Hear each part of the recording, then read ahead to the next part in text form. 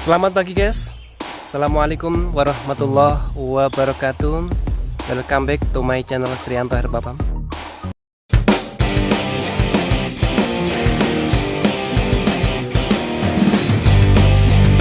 Pagi ini saya akan membahas tutorial bagaimana mensolusikan atau mengkondisikan, menormalkan kembali bibit durian yang daunnya sudah menguning dan berontokan. Dan sebenarnya di konten saya yang sebelumnya sudah ada, cuman baru sebatas teori.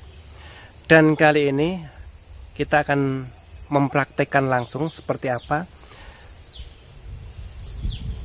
dan akan saya tunjukkan hasilnya.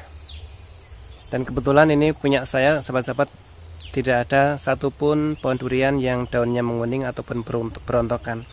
Dan ini saya mengambil contoh di kebunnya seorang tetangga yang mempunyai masalah yang sama seperti yang sahabat-sahabat tanyakan.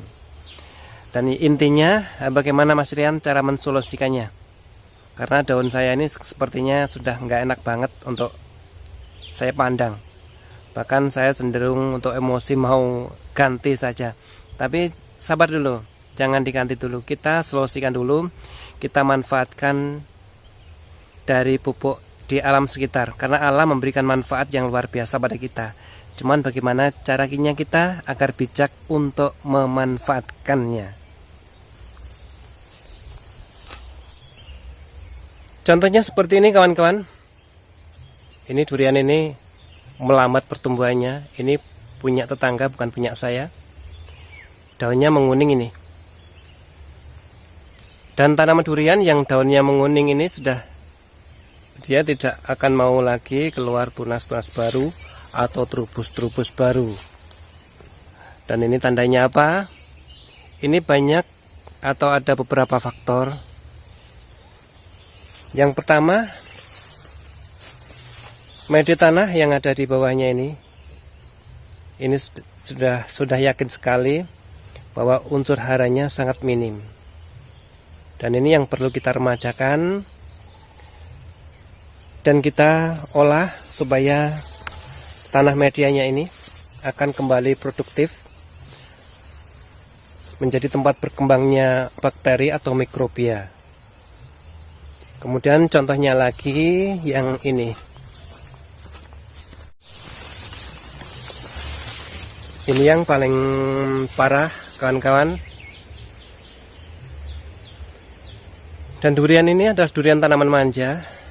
Untuk banyak varian macam tanaman di sekitaran ini sangat ribet sekali. Jadi ini sebenarnya ini tidak boleh, dan ini harus kita pisahkan supaya nutrisi yang kita dapatkan dari sinar matahari full mengenai tanamannya. Dan sekali lagi sahabat-sahabat, ini bukan punya saya, tapi ini punya tetangga. Saya memberi contoh saja, kiranya yang ditanyakan sahabat-sahabat seperti ini. Dan yang sahabat-sahabat butuhkan yaitu implementasi atau eksekusinya, bagaimana cara perawatannya. Inti konten ini saya akan membahas cara mensolusikannya sahabat-sahabat. Jadi tidak hanya sekedar teori, tapi langsung eksekusi. Dan yang kita butuhkan yaitu tanah supaya mudah, supaya remaja kembali sebagai tempat berkembangnya bakteri atau mikrobia. Tanah yang setiap harinya atau setiap bulannya, setiap tahunnya menggunakan pupuk kimia, itu bisa mematikan atau mengurangi populasi jumlah bakteri atau mikrobia. Dan apabila tanah sudah miskin, populasi bakteri atau mikrobianya sangat sedikit, maka tanah akan sifatnya lebih cenderung ke asam. Jadi kalau ditanami apapun, nanti tumbuhnya juga tidak maksimal dan sangat tidak enak untuk kita pandang. Jadi ini sahabat-sahabat, saya ajak untuk memanfaatkan alam, karena alam memberikan manfaat yang luar biasa yang untuk kita olah dengan sangat baik sehingga nanti mendapatkan perkembangan sesuai yang kita harapkan. Langkah awal yang kita lakukan yaitu pembersihan gulma atau rumput liar yang bisa menyerobot unsur haranya, dan juga kita berikan penggemburan ringan di sekitar pohonnya.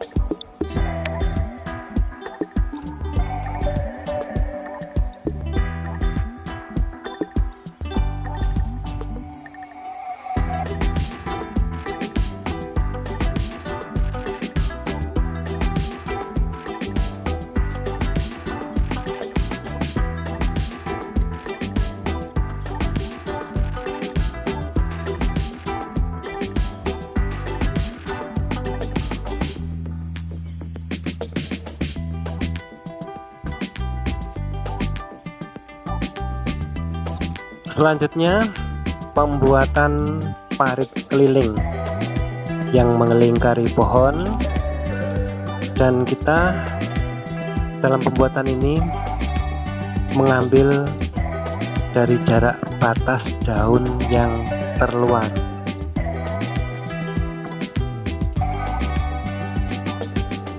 Dengan kedalaman minimal kurang lebih 30 cm.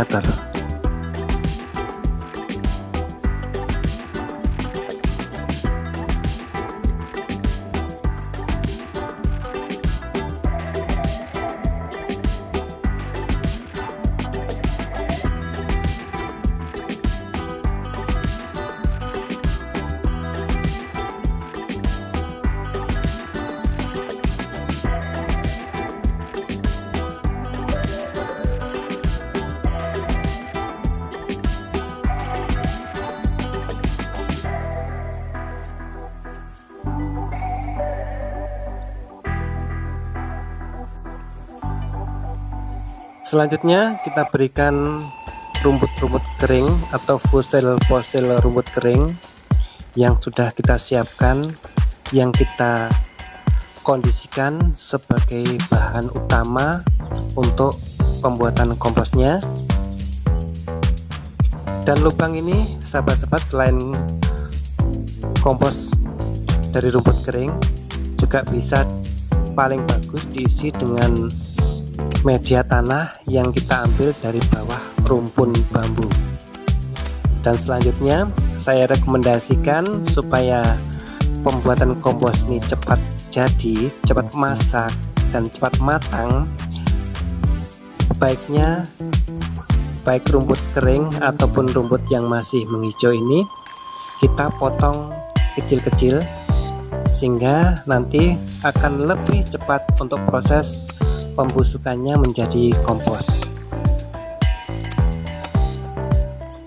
Rumput yang kita potong ini akan lebih cepat membusuknya daripada yang kita masukkan secara utuh.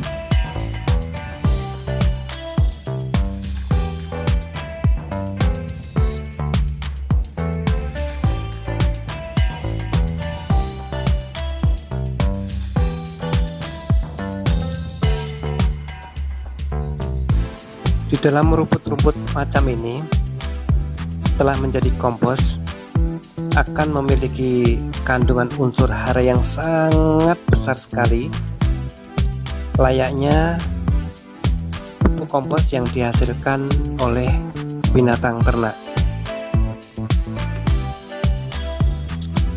Berikutnya sahabat-sahabat, untuk mempercepat proses pembusukannya, proses jadinya, ini saya kasih dengan VOC, dan saya mempercayakannya dengan VOC atau pupuk organik cair Sido-Muncul, yang juga saya kolaborasi dengan E4 yang khusus untuk mengurai bahan-bahan sampah, termasuk di dalamnya yaitu rumput-rumput ini, sehingga nanti akan lebih cepat proses pembusukannya dan menjadi kompos yang higienis dan sangat kaya kandungan unsur haranya.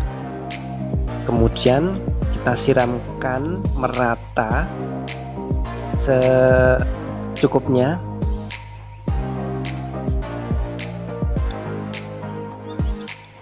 Baik dengan pupuk cair, VOC Herbapam ataupun E4 ini akan membantu lebih cepat proses pembusukannya untuk membentuk unsur hara, sehingga nanti unsur hara dari tumbuhan ini yang sangat bermanfaat untuk tanaman, sehingga media di sekitarnya 30 ke samping, 30 ke depan menjadi humus dan subur yang menjadi tempat atau media berkembangnya bakteri atau mikrobia.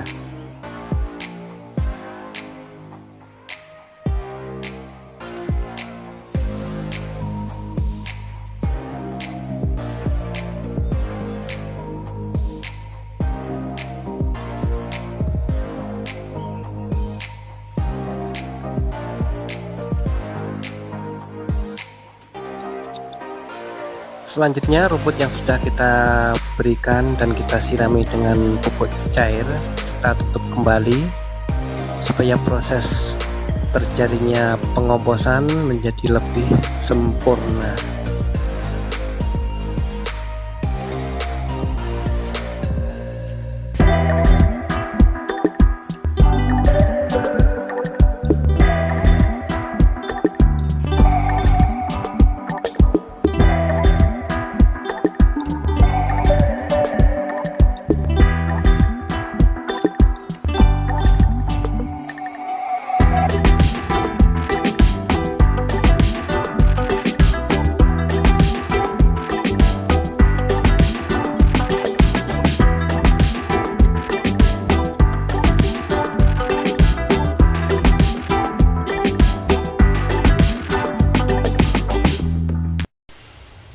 Dan proses ini untuk menjadikan kompos sempurna kurun waktu kurang lebih 1 bulan sahabat-sahabat.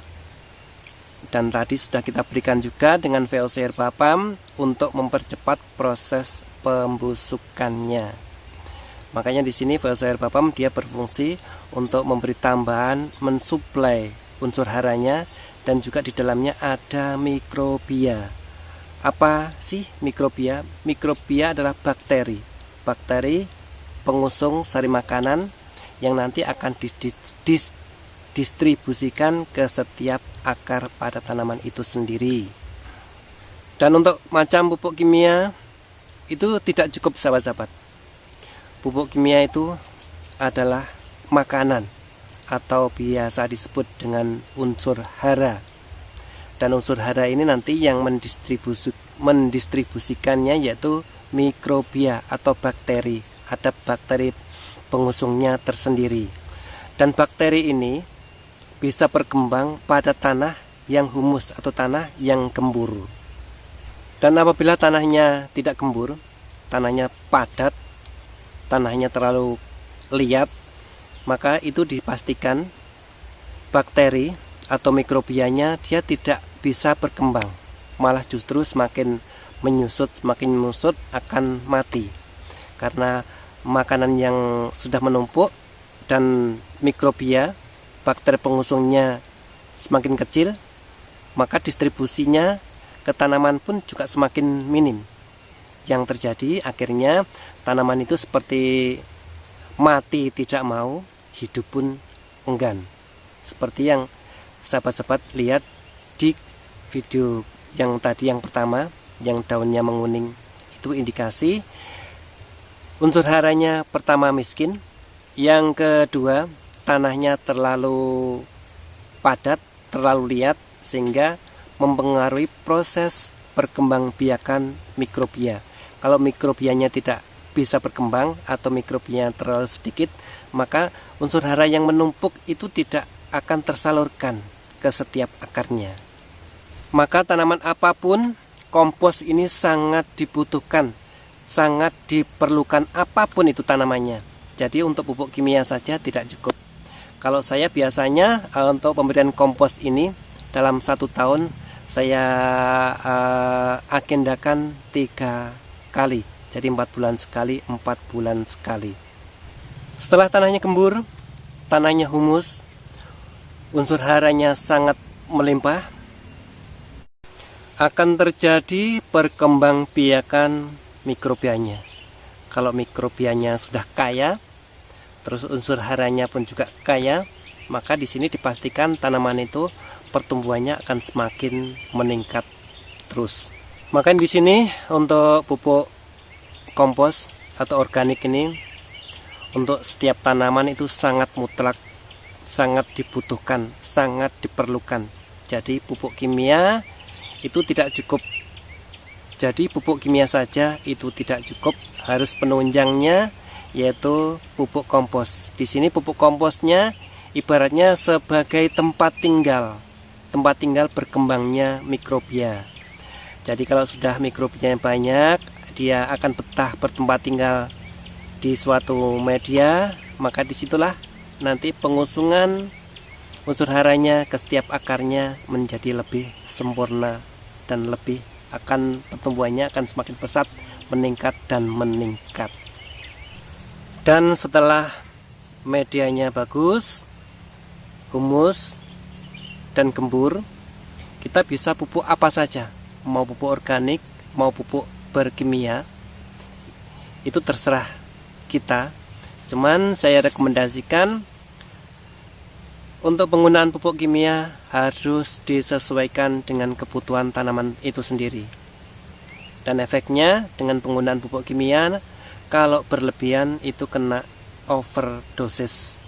Yang terjadi bukan malah subur tapi malah hancur.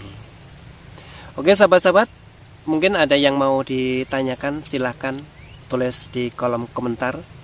Dan ini saya sertakan nomor WA saya, bisa pun bisa WA. Mungkin ada yang mau ditanyakan, silahkan. Nanti akan saya bantu semampu saya. Dan untuk sahabat-sahabatku yang baru saja bergabung, saya ucapkan selamat datang. Dan ayo kawan-kawan, ikut berpartisipasi, yaitu menghitamkan tombol tulisan subscribe yang masih merah di HP sahabat-sahabatku. Itu saja. Akhir kata, Assalamualaikum warahmatullahi wabarakatuh. Salam pertanian Nusantara. Semangat dan semangat terus.